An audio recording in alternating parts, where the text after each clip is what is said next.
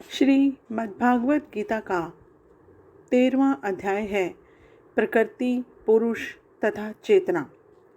अर्जुन ने कहा, हे कृष्ण, मैं प्रकृति एवं पुरुष, क्षेत्र एवं क्षेत्रज्ञ तथा ज्ञान एवं ज्ञेय के विषय में जानने का इच्छुक हूँ। श्री भगवान ने कहा, हे कुंती पुत्र, यह शरीर क्षेत्र कहलाता है और इस क्षेत्र को जानने वाला अक्षेत्रज्ञ कहलाता है। हे भरतवंशी, तुम्हें ज्ञात होना चाहिए कि मैं भी समस्त शरीरों में ज्ञाता भी हूँ और इस शरीर तथा इसके ज्ञाता को जान लेना ज्ञान कहलाता है। ऐसा मेरा मत है। अब तुम मुझसे यह सब संक्षेप में सुनो कि कर्म क्षेत्र क्या है, यह किस प्रकार बना और इसमें क्या परिवर्तन होते हैं, यह कहाँ से उत्पन्न होता है, इस कर्म क्षेत्र को जानने वाला कौन है और उसके क्या प्रभाव हैं। विभिन्न वैदिक ग्रंथों में विभिन्न ऋषियों ने कार्यकलापों के क्षेत्र तथा उन कार्यकलापों के ज्ञाता के ज्ञान का वर्णन किया है। इसे विशेष रूप से वेदांत सूत्र में कार्य कारण के समस्त तर्क समेत प्रस्तुत किया गया है।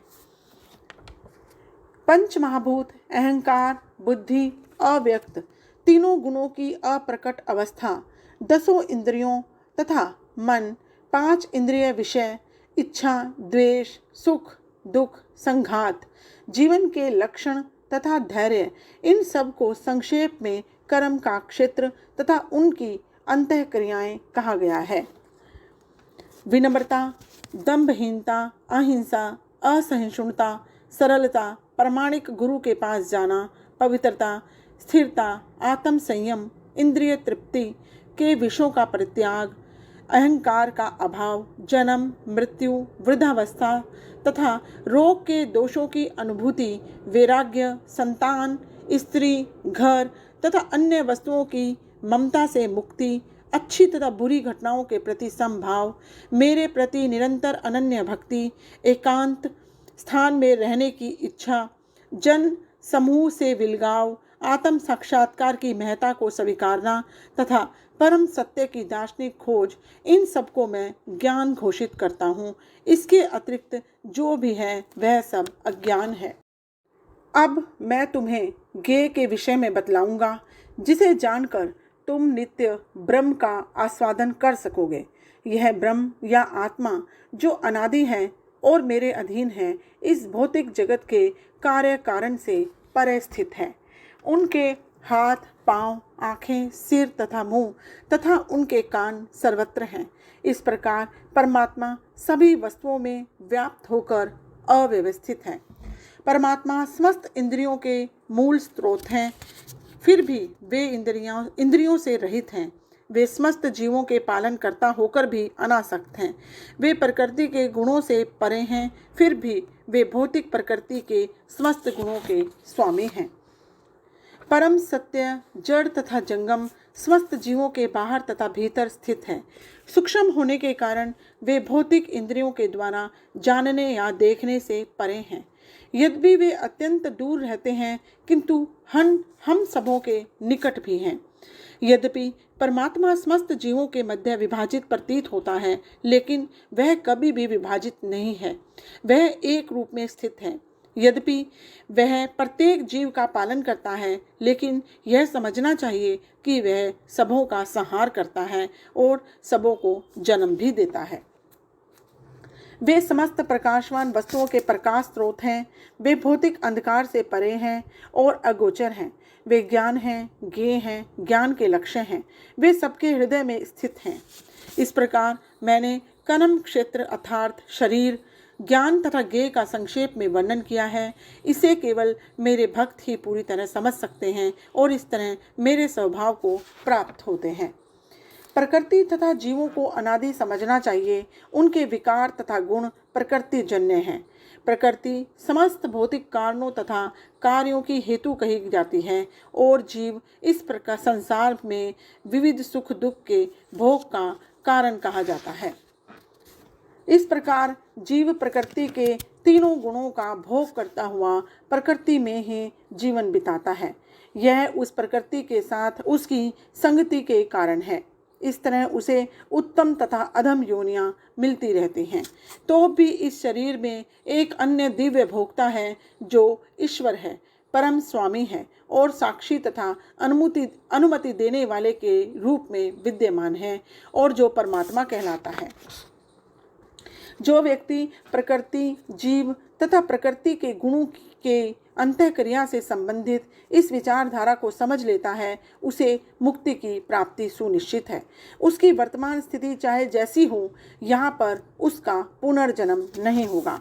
कुछ लोग परमात्मा को ध्यान के द्वारा अपने भीतर देखते हैं, तो दूसरे लोग ज्ञान के अनुशीलन द्वारा, और कुछ ऐसे हैं जो निष्काम कर्म योग द्वारा देखते हैं।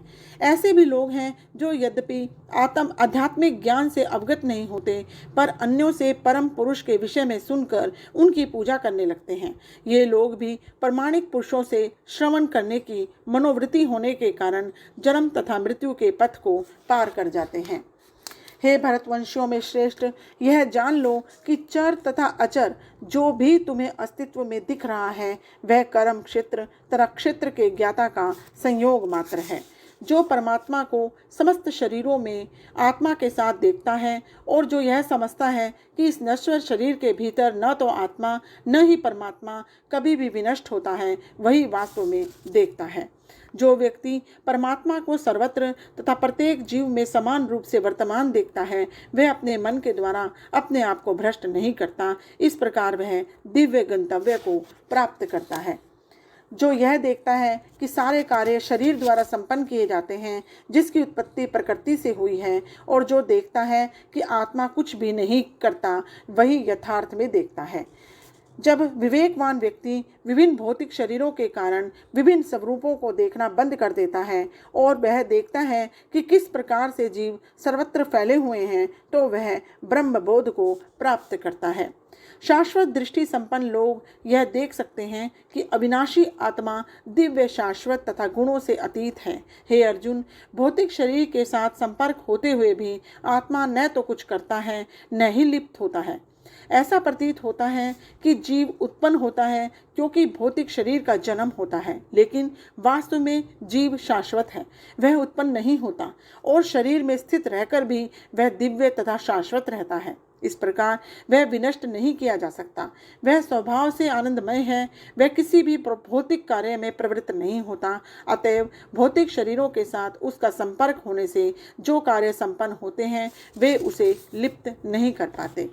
यद्यपि आकाश सर्वव्यापी है, किंतु अपनी सूक्ष्म प्रकृति के कारण किसी वस्तु से लिप्त नहीं होता। इसी तरह ब्रह्म दृष्टि में स्थित आत्मा शरीर में स्थित रहते हुए भी शरीर से लिप्त नहीं होता।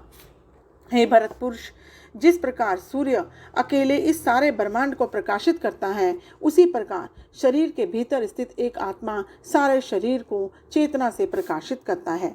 जो लोग ज्ञान के चक्षुओं से शरीर तथा शरीर के ज्ञाता के अंतर को देखते हैं और भवबंधन से मुक्ति की विधि को भी जानते हैं, उन्हें परम लक्ष्य प्राप्त होता है। इस 13वें अध्याय का तात्पर्य यही है कि मनुष्य को शरीर, शरीर के स्वामी तथा परमात्मा के अंतर को समझना चाहिए, तभी वह परम गति को प्राप्त हो सकता है। श्रद्धालु को चाहिए कि सर्वप्रथम वह ईश्वर का श्रवण करने के लिए सत्संगति करे और धीरे धीरे प्रबुद्ध बने।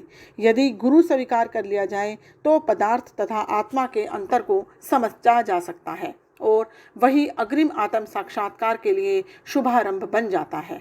गुरु अनेक प्रकार के उपदेशों से अपने शिष्य को देहात्म बुद्धि से मुक्त होने की शिक्षा देता है।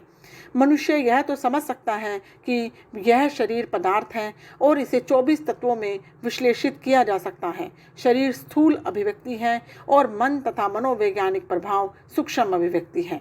जीवन के लक्षण इन्हीं तत्वों की अंतःक्रिया है, किंतु इनसे भी ऊपर आत्मा और परमात्मा है। आत्मा तथा परमात्मा दो हैं। यह भौतिक जगत आत्मा तथा 24 तत्वों के संयोग से कार्यशील है। जो संपूर्ण भौतिक जगत की इस रचना को आत्मा तथा तत्वों के संयोग से हुई मानता है और परमात्मा की स्थिति को भी देखता है, वही वैकुंठ लोक जाने का अधिकारी बन जाता है। ये बातें चिंतन तथा साक्षात्कार की हैं। मनुष्य को चाहिए कि गुरु की सहायता से यह सब भली भांति समझ लें। हरिओम।